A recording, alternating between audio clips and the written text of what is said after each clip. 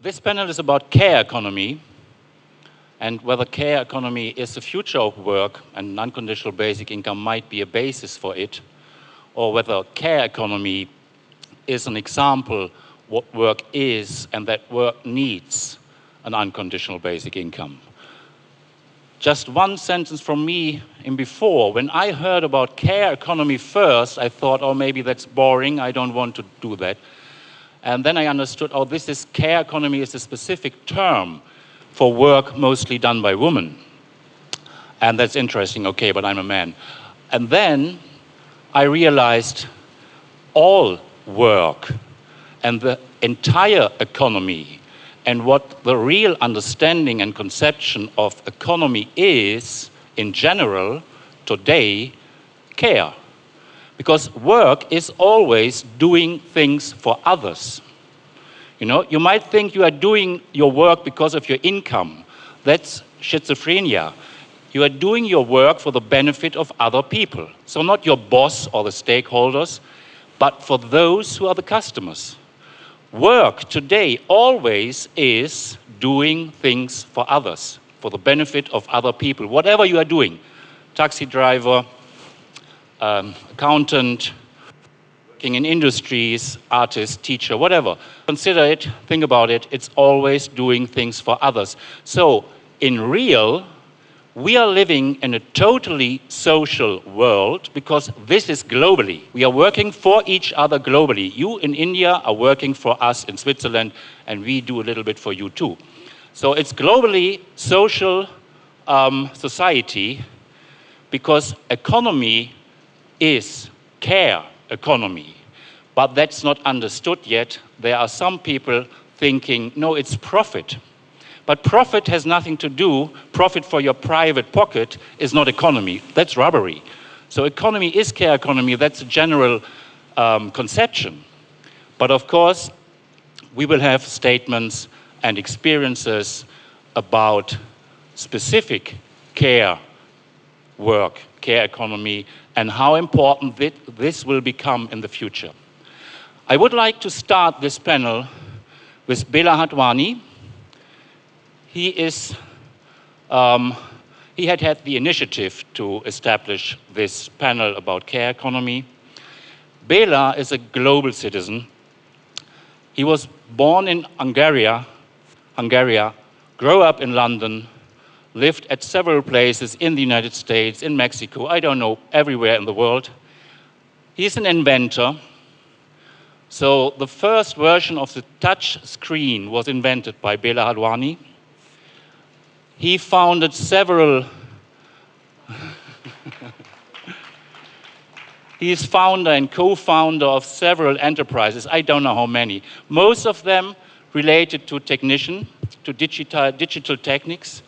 And he's a proponent of new technology to liberate the people and to have a look to the people as one humanity. So I met him first in Co. He invited me because he became attracted by the topic of basic income by the film I made in 2008.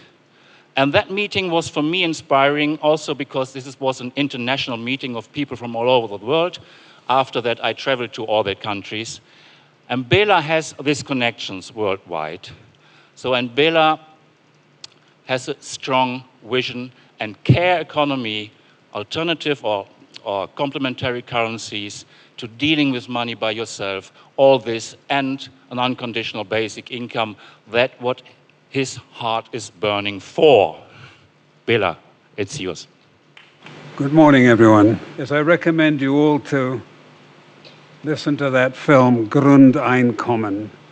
You can find it on the internet.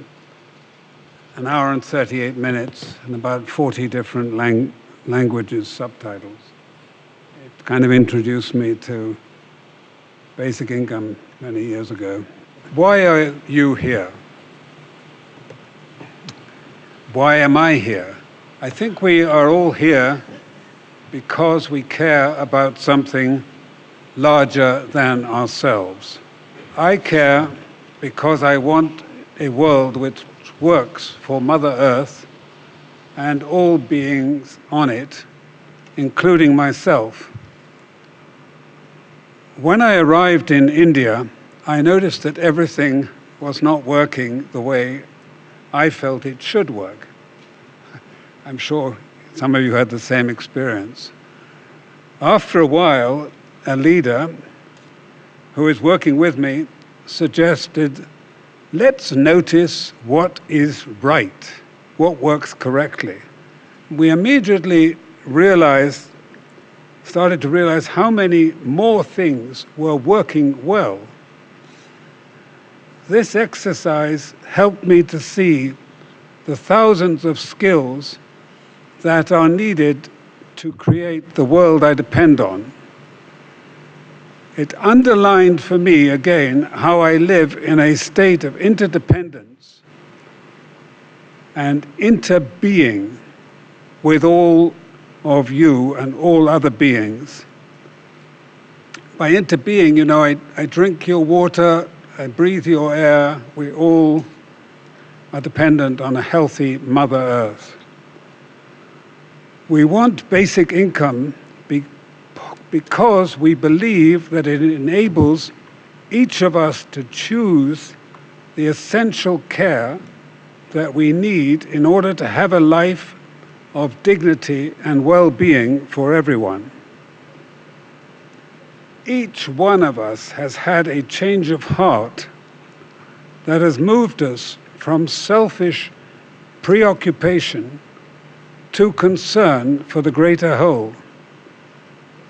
So we are gathered here to co-create this new world that we believe is needed for the survival of humanity and prosperity. I personally have worked with computers and information since I was 18 in 1956. I now realize I have been playing a small part in building a more sufficient nervous system for the body of humankind. This nervous system, or information system, we call social media and other things. Based on the internet, it allows me to interrelate in a wholly more sufficient way with the vast array of humanity of which we are all a part. Many of us are working in the area of creating money, alternative and complementary currencies. Money is a currency and a store of value. Currency is the blood supply of corpus humanitatis. It carries the nutrients, the goods and services from one cell, one person, to another. In this amazing body of which each one of us are a cell. Money is ultimately based on trust. And trust is based on trustworthiness. Humanity's special strength is that it is able to elaborate fantastic systems of trust. I came to India in an aeroplane without knowing the millions of people that helped get it up in the air, and I didn't give it a second thought. You are probably all the same. That is the trust we have in humanity. However, humankind also inevitably corrupts every institution, be it political, business, or religious. We are now elaborating the blockchain. This enables an omnipresent, intrinsically transparent, utterly trustworthy record of all that has been entered into it to be maintained. If I lend any one of you $10, it is entered into the system, and that information can never be erased. This will make it possible all of our institutions to have at their heart a trustworthy record of every entry into the system. The blockchain will enable the creation of trustworthy contracts and furthermore, the automatic application of laws which will be encoded into these contracts in the blockchain. It is essential that in the future, this constellation of new technologies must be in the commons, owned by all of us. It must be open source. It must be owned by all of us. The open source movement consists of millions of programmers that give their spare time, that create something in the public domain, like Wikipedia. It is much more powerful than Google or Microsoft or IBM. It created Unix, the foundation of Apple, IBM, and is a fundamental building block of all our technologies. And it is in the public domain, it is in the commons. Please, all of you, spend time to know this new blockchain world and its implications. You do not have to be a technician to drive a car. Similarly, you do not need to be a computer scientist to understand the blockchain. It is simply an omnipresent, transparent record of everything that has been put into it, which can never be erased. It can be changed by a subsequent entry, but all is visible. Behind all of this that I've been talking about is our caring heart, the tender heart. This must be nurtured by us in ourselves and in our education system. It must be nurtured in the face of our current world, in which every horrible event worldwide is fed to us as news immediately. We must stop creating a terrifying world where we teach our children to be fearful and competitive. We must, one, educate ourselves and our children to love and care for themselves. Two, to care for all beings. Three, to engage in an essential activity of the complexity on which we are all interdependent. We need to stop educating our children to be selfish, profit-driven, and competitive. We must teach them to be caring and to contribute to the well-being of the planet and all beings on it. This will enable us to evolve a caring society which nurtures all with a basic income, which enables each one of us to choose the essentials that give us health and well-being. I invite us all of us, to remain conscious of the tender heart that motivates each one of us. We are here together to create this caring world, and in it elaborate basic income. This will give each one of us the means for a contributing life of dignity and well-being. Thank you.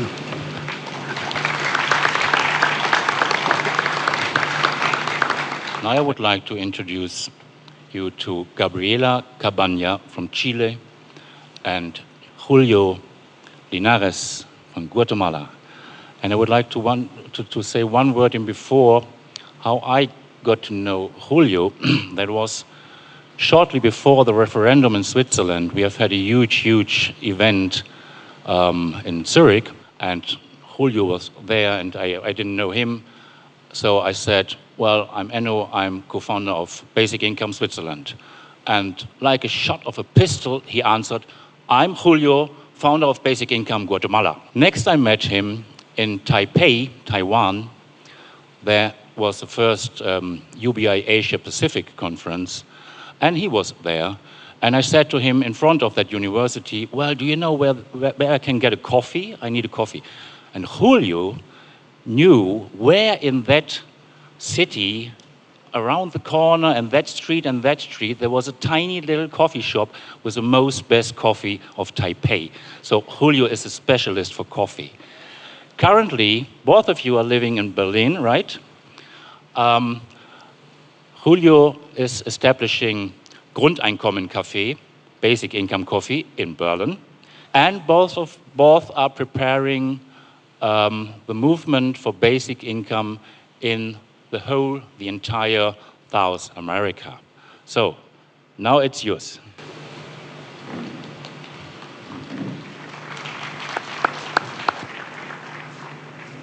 Thank you, Eno, for that very generous introduction. So thank you, everyone, for being here. We hope it won't be too long and it will be clear, so we can have a bit of conversation. So today, we want to discuss this concept that you can see here that is an ecology of care. So we want to discuss basic income in the context of this idea that we're working on. So just to begin, this is an epistemological note. We don't understand ourselves as defending nature, but actually as nature defending itself. And this is very important because we are trying through this ecology of care to get over of a series of divisions and dualism that have been imposed to us in Latin America and in other places that separate, for instance, the individual from nature and every individual from each other and make us think that we are somehow disconnected when we are not. So that's an epistemological note. So basically what we want to do now is that we want to present this ecology of care under the three legs that we call. We imagine this as a table of three legs. We need the three legs to make this work. We believe that the potential of each of the things we're going to talk about now is not fully realized if they're not working together, and they actually support and reinforce each other. So we're going to talk first about money as commons, then what does a multiversal basic income would look like, and finally about the affinity between basic income, degrowth, and how we can rethink the nature of money. So, and we're going to close with a bit of a more theoretical elaboration of what care is under this ecology of care. How do we define care? And basically what we want is to move beyond two big constraints that we see are very common in the basic income discussion. One is the limitation to the nation state as the ultimate political unit that we can think about when we think about basic income, and also the fact that we usually don't question what money is. We talk a lot about giving money to everyone, but what is actually this money? Are we thinking about using the same money we have today, or is that a good idea? Maybe we can do something different. So yeah, I'm gonna, Julio. Thank you, Gabi. So the first part of the three-legged table is that of making money a commons. Now, what does that mean? Well, first, I understand the commons as the material and social conditions that are necessary for human life to thrive and to maintain itself. Now, you can think of commons as three things: the resources held in common, the community of commoners that reproduce them, and the process of commoning itself. Now, one of the first false dichotomies that we want to get rid of is this idea that money, always has to come either from a private bank. Today, actually, most of the money in the world comes from the debts that private bankers issue to people in the form of an interest-bearing debt. About 95% of money in the world is created through debt. And then the rest of it is as state money, so the notes that we use every day for exchange. Now, this kind of locks us into a type of imagination where we're always thinking about what sorts of financial feasibility are possible under this type of choice. And so we would like to offer a third option, which is that of making money a commons. And by that I mean producing money from the bottom up for each individual person in the planet as a shared dividend of the world's resources. Through this, we can get away from the borders of the nation states, because the commons are not bounded by nation states. And so we should adapt our social forms to that as a way of us being able to create a viable alternative for the 21st century. Now, there is this relationship between the realm of production, as social, as the production of commodities, and the realm of social reproduction, as Silvia Federici calls it. And the way or the link that we have to sever in order to make a viable alternative is that of making money from below as a commons, because this is how money always comes in through a wage or through some sort of debt that we always have to pay back, and so we're always tied to this system of capitalist exploitation. And so if we want to create a system of caring that is not based on the sort of paternalistic care that states wants us to do, we really need to think about where money actually exists from. And money is just a set of promises we make to one another. And we reproduce them every day when we exchange things and we give trust to the money system, as Bella said. And so the question is, do we really want to trust nation states with the future of the 21st century? When the Amazon burns, I burn. When the Amazon burns, you burn. And this is important because we need to find ways in which we can manage wealth together beyond the systems that be today. Now, this leads me to the second part of the second leg of the ecology of care, which is this idea of the multiverse. So there is this inequality, I call it, of universals that happen when we think about nation states, whereby, for example, I used to work a lot in Taiwan on making basic income happen there, and I always thought to myself, well, if we actually get a basic income happen here, I probably won't get it.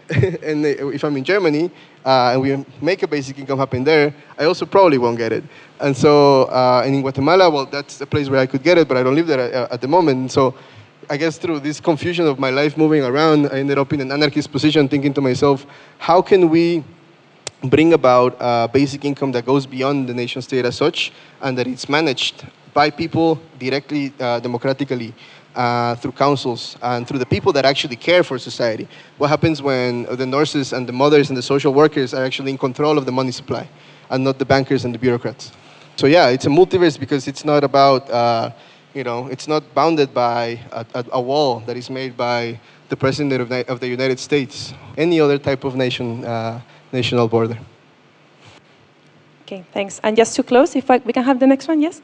So the last element of our ecology of care is the affinity that we see basic income can have of degrowth, and what can we learn about money from degrowth. So as I said to some of you yesterday, there is a common critique in the degrowth movement to this obsession that we have as a society with productivism and consumption as the ultimate goals in themselves, and to chasing these goals without noticing all the damage we do in the way. So degrowth is a call for respecting both the limitations of society, respecting the limitations of ecological limits and the cycles of nature, and going back to live in harmony with them and not destroying them as we're currently doing.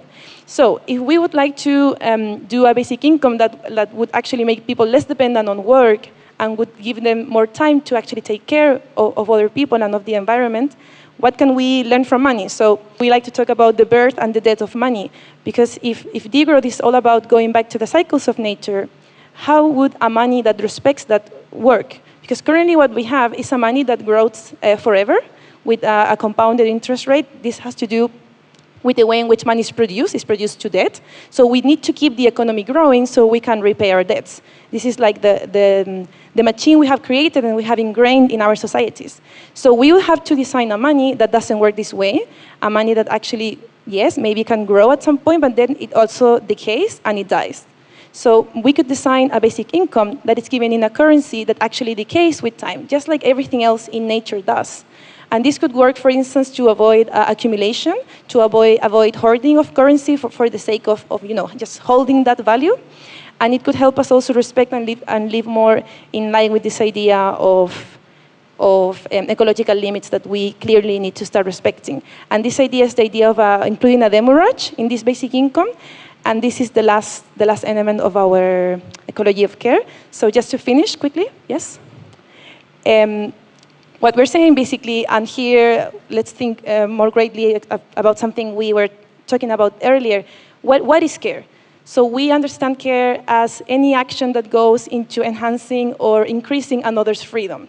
So care is ultimately about giving us the freedom to do what we care about, like what we value, to be free to play, to be free to do leisure, to be free to work as well if we find that work valuable. So we see that these three elements could actually make us have a more caring society, which is a more free society. So yeah, and as it says there, this would be a form of commonification of care, not commodification, but commonification, making care a commons, making care something we can all do, that we can all receive, and that ultimately it's improving everyone's life. And it's also about decolonizing money, as Julio says. Let's get over our obsession with the monoculture of money. Let's think about money in a different way. We have done it before. We have historical examples. We can learn from alternative currencies. So why don't rethink how to decolonize money and decolonize ourselves? So yes, thank you. I would just like to, before I finish, to dedicate this talk to my father, who's passed away fighting cancer, and to my mother, who cared for him all along. Thank you.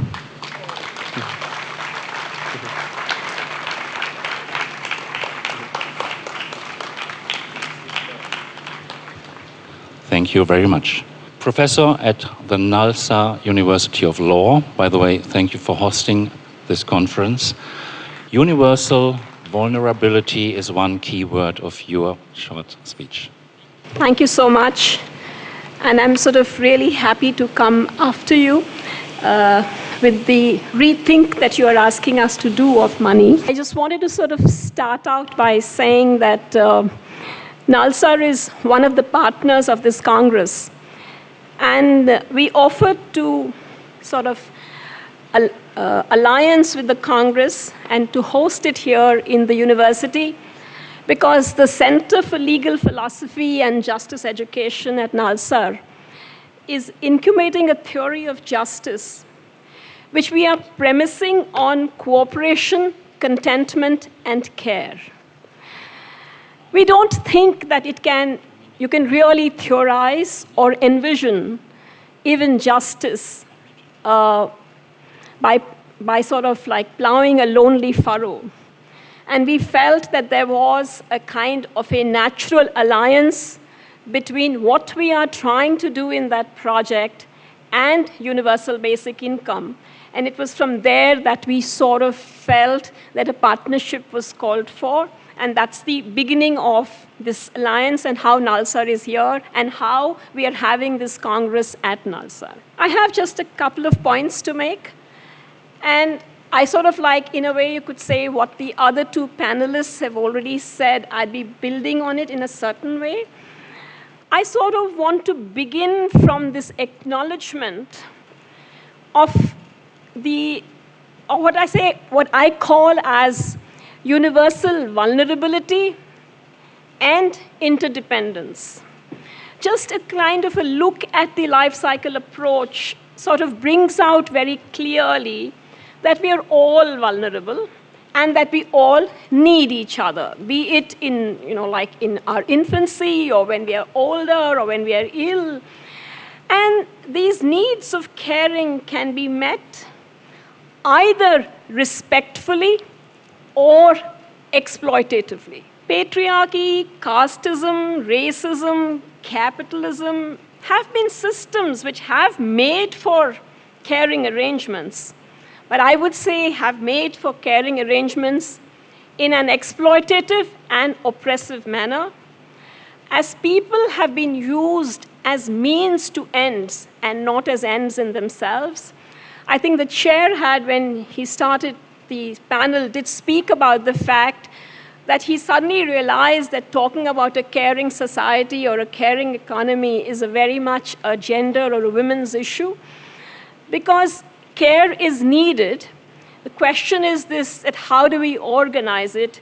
Do we organize it in a manner where we respect the dignity of people? Do we organize it in a manner where we recognize that we all need and all both need to receive and give care? And that's kind of critical to at least one of the first questions that I would put out there, or the first premise I would want us to take on your metaphor, my first leg of my chair or table, whichever. The second point I sort of wanted to make was that I saw that UBI possibly, because unconditional universal basic income provides possibly a way by which this caring can be undertaken in a respectful, reciprocal. One of the ways, I would say, in which this caring can be undertaken in a respectful, reciprocal manner, as it allows for the recognition of the dignity of all humans. It has the potential. However, for this potential to be realized, it is important that UBI is created in recognition of the values of dignity, our respect, and our need for each other. It's only if we recognize these values that are we talking in terms of UBI for freedom. Without these values, we are talking about money as it's ordinarily understood, not like what you have presented to us. And I think it sort of then reduces to just how do we get resources out to people. And if the resources come, but they come without the values, we are very much in a situation that I think we had discussed on the India Day of this conference, where you talk in terms of Aadhaar in some manner facilitating or making it easy for people to get cash transfers without recognizing that we are doing it at the loss of not just privacy, but identity and a whole range of other very, very intrusive interventions which are happening. So I definitely do think that we need to be celebrating technology where technology helps us to be enhancing on human values. But where it's working the other way around, it's extremely important to be very, very cautious before we think that this is the way we wish to go. I sort of want to really stress this point very majorly, and this is why I was extremely happy that I was speaking after your presentation, because it's that kind of an imagination of looking at the core values that UBI is meant to advance that we have to think about this issue. If we don't think about it in this manner and just make it like a sums game, then I do think that we are really missing the bus. And if we sacrifice the core, or we don't care about the core, then, Chairperson Sir, we can't think about a caring society or a caring economy or a caring polity. We can't think in that manner. So I would definitely urge, my basic point here is this: one, recognize our universal vulnerability, recognize that we are interdependent, recognize that we all need care, and that care could possibly, one route could be universal basic income. But I think universal basic income also imagined in the manner as the previous speakers did, it's if we do it in that manner, then we are kind of possibly advancing towards an absolutely imperative that every time this does not happen. Because we're going to be offered a range of schemes of various kinds on the way to unconditional universal basic income. It is important that the schemes are tested on these values and evaluated accordingly. It's the realization of the values that should be the goal of UBI.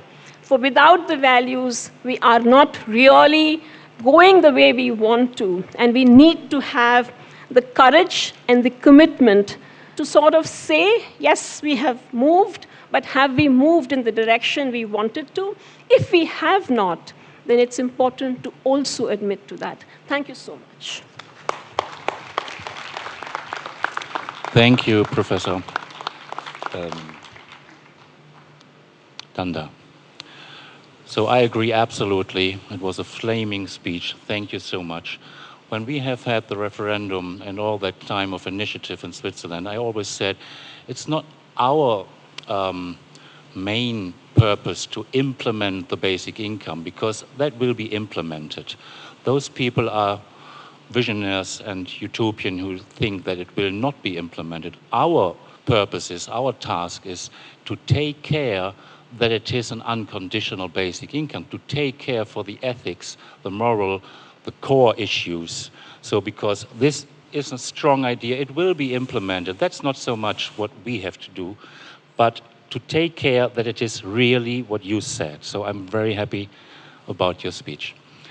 Gernot Jochem Müller from Austria is very experienced by complementary currencies, how to mix that up with a basic income, an unconditional basic income, maybe to implement it, local trade, local businesses, all that stuff. Gernot, please give us your knowledge. Thank you very much for the invitation.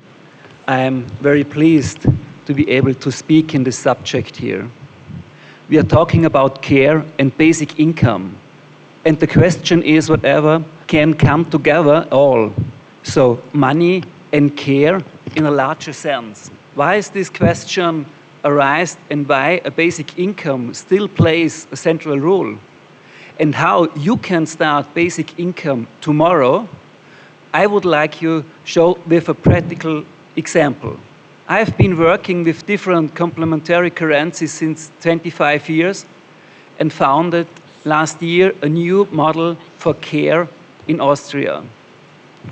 People who have time are engaged in 2-3 hours per week, help old people, children, and people with disabilities. The consumers pay a small amount in money for the service, but the helpers don't not receive any money, but a time credit. We can save them. If they need care themselves in old age, we don't need any money. We pay with time. For each hour, we deposit an amount of money. If there is nobody available to help within 20 years, each person has an amount of money and can buy care. There are already different locals models in the world, in Germany, Japan, USA, but most of these models are overwhelmed and die after a few years. But I was able to learn a lot from them, so we don't have to make the same mistakes anymore. Why is the care project very important? In most of the Western industrialized countries, there's neither enough money to cover the need for care or enough people who would do the care work. Everyone is busy on the job market, earning money for the very expensive livelihoods.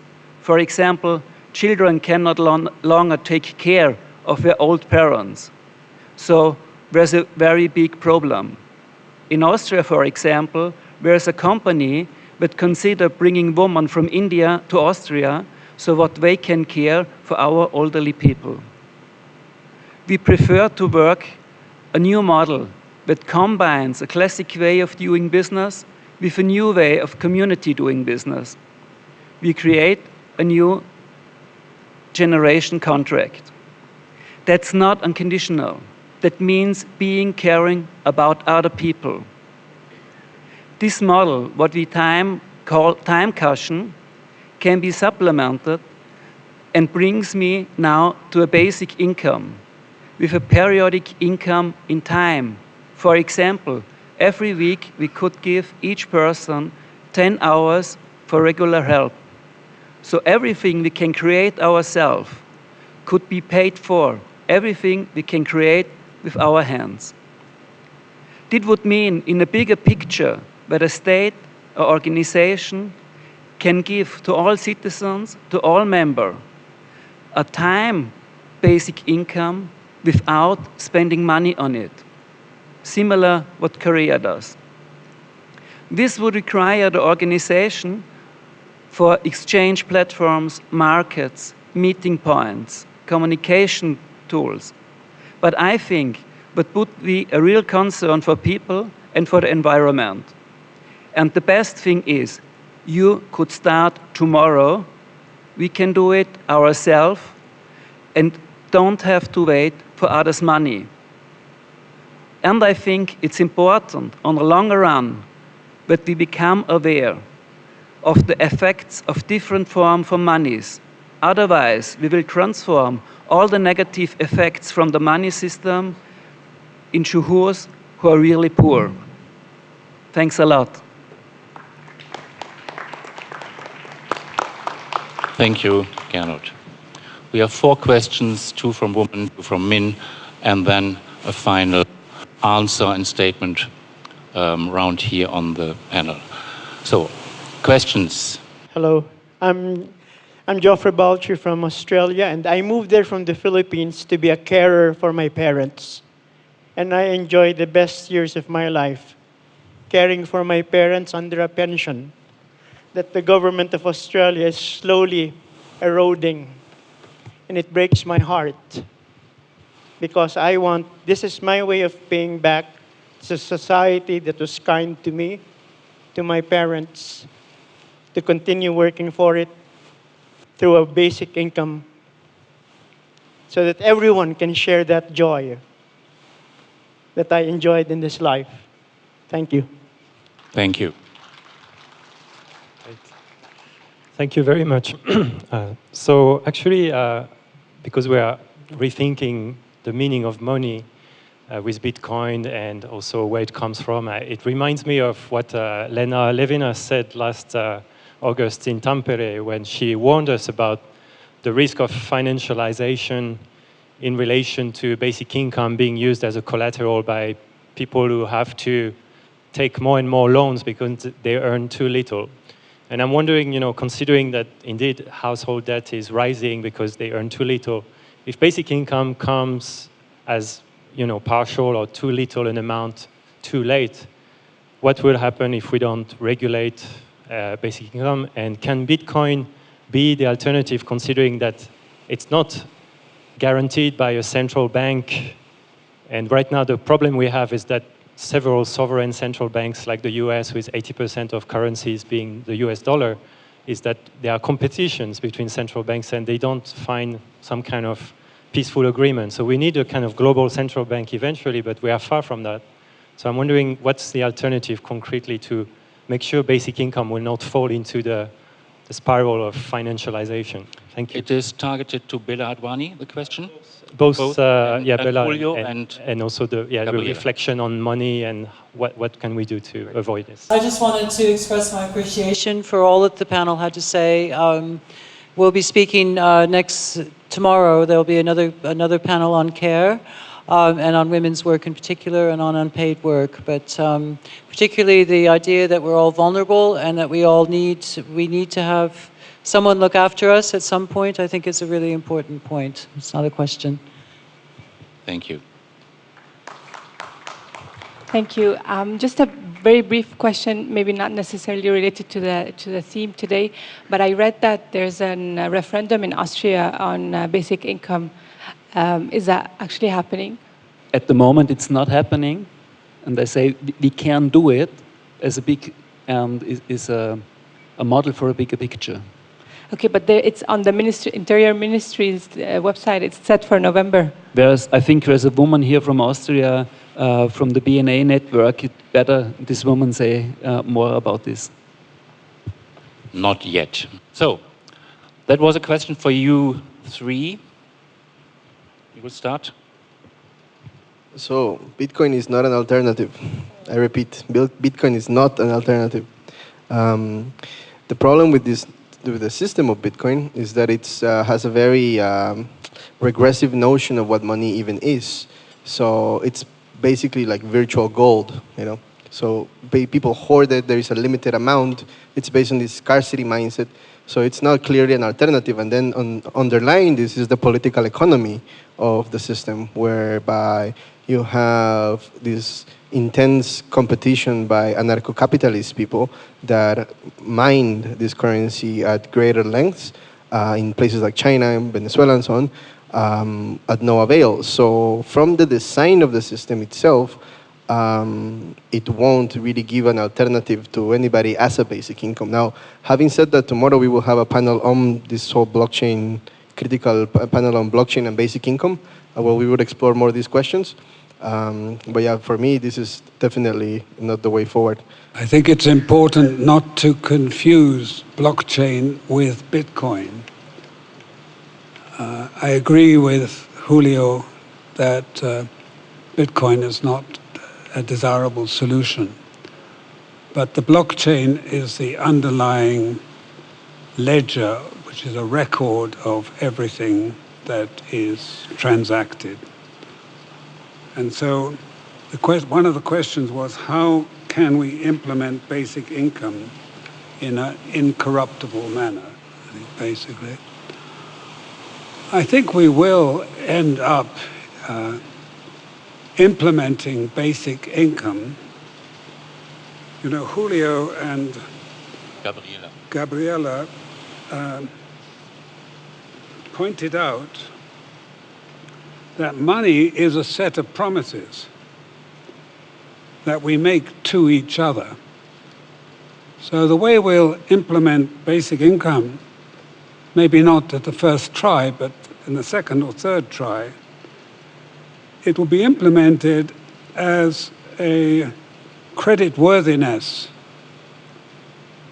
or a promise-worthiness, so that everyone will be deemed worthy, or their promises will be honored up to a certain amount automatically, and that those promises will be guaranteed by the whole. And this will all be encoded into the promises that we transact, which will be recorded indelibly in front of everyone. And then, of course, those will be accompanied by sets of little rules, which is what Ethereum allows. And those rules themselves will be orchestrated by a set of laws, which will be encoded similarly into the blockchain. And this is happening very, very fast. It's really happened already in concept and in trial.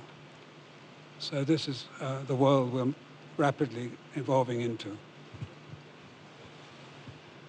So you ask about the guarantee from money. Be aware, most of all states guarantee for the coins and the paper money. The digital money is a private contract with your bank. So we should not think the money has any guarantee. It's only built by trust, and it means if we take other monies, if we create own monies, we can do it also by trust. This is what we every day do. We trust in a money system, and we say, tomorrow I can spend it in the next grocery. Yeah? And if we build own money, we can do this by the trust in the own money. And this is real important to understand. Thank you. So I would like to have a last statements from you on the panel, and beginning with you, Amita Danda. Well, ironically, we've had quite a romance with money because we had our money demonetized on an overnight basis. But that aside, I sort of just would, I think, want to reiterate something which Philip said to my class on his concluding remarks, that how are we going to be looking at pessimism and optimism in the manner in which we look at universal basic income? Or, so I would think that for a caring society and for us to start envisioning, let's not sort of, let's not seize on everything which chimerically looks like it is going to take us forward. To be pessimistic there would be good, to the extent, and I'm sort of like extrapolating from what you said, Philip, but my way of looking at it is, it keeps the critical eye alive if you do that.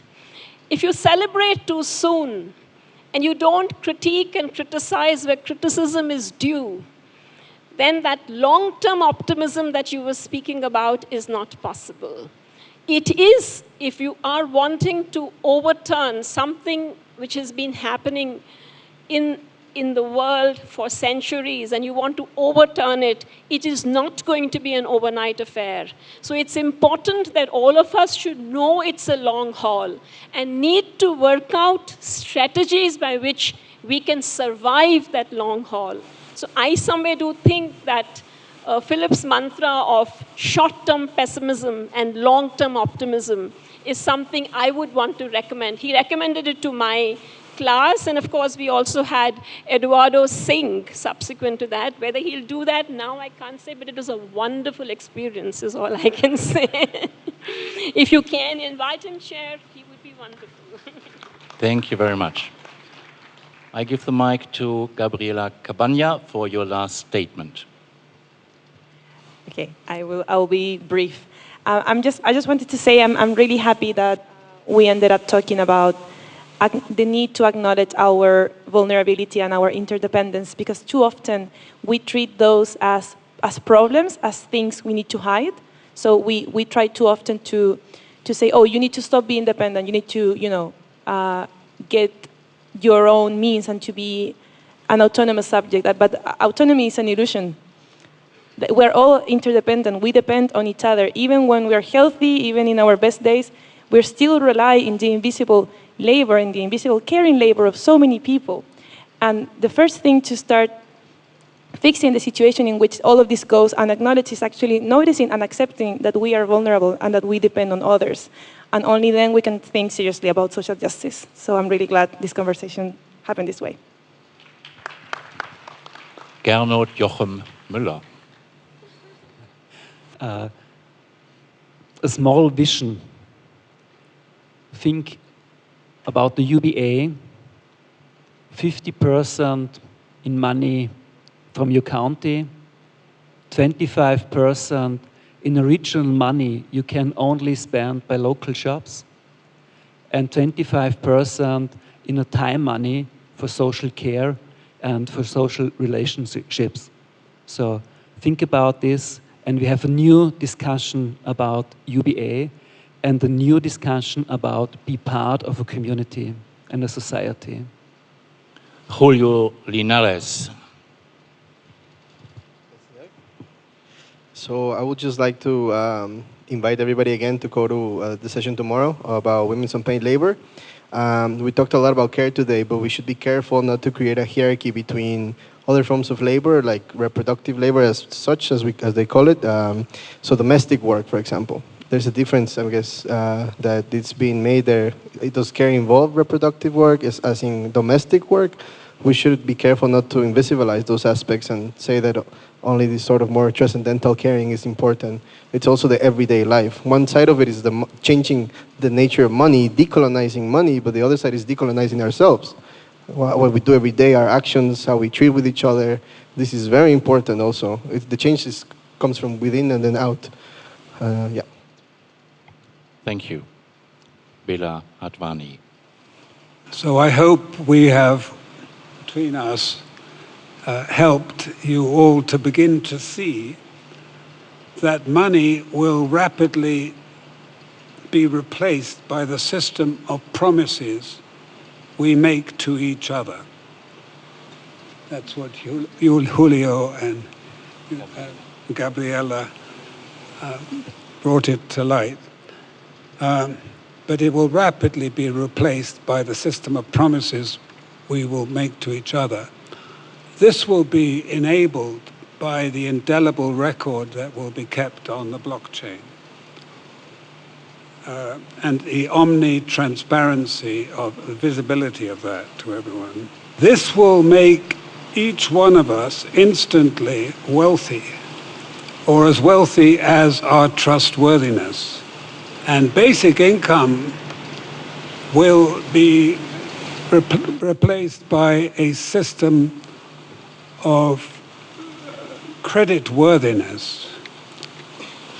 We will just create a kind of universal guarantee that each individual's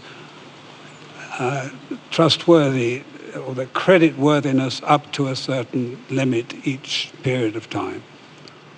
And that is rapidly coming into view. And most of you will live to see it. I probably won't. Thank you very much to everybody, and enjoy your meal. Thank you, Ino. At the back of the brochure, you see we have the slogan, "A better world is possible." And what we mean by the better world is a more caring world. as Amita has pointed out, that all of us need care, all of us are vulnerable, and when the giver and the taker have to respect each other. And I also appreciate the caution that she brought forth, and what Bela and the rest of the speakers also mentioned, that for this caring, when we are working towards a caring world, we have to be cautious not to embrace everything that promises the so-called prosperity and well-being. We need to discern what would be good and what would not be. I think this is really, the care is at the core of the UBI discourse. Thank you so much for these panelists. It's extraordinary discussion.